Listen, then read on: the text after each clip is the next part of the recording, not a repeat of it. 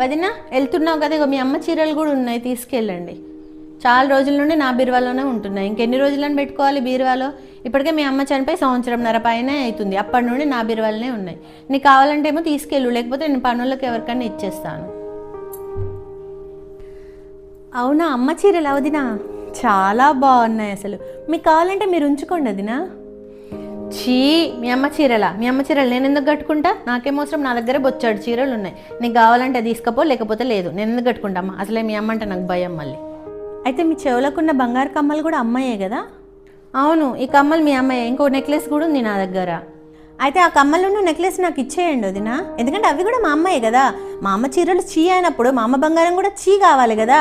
బంగారం ఏమో కావాలా, మిగతా వస్తువులన్నీ చీయా? ఇది ఎక్కడి న్యాయం వదినా? బంగారానికి చీ అంటదా? ఇచ్చేయండి, ఆ బంగారం కూడా నాకు ఇచ్చేయండి, తీసుకొని వెళ్ళిపోతాను నేను. బంగారమా? మీ అమ్మ బంగారము నేను ఇవ్వాలా? నేను ఇవ్వ, నీకెందుకు?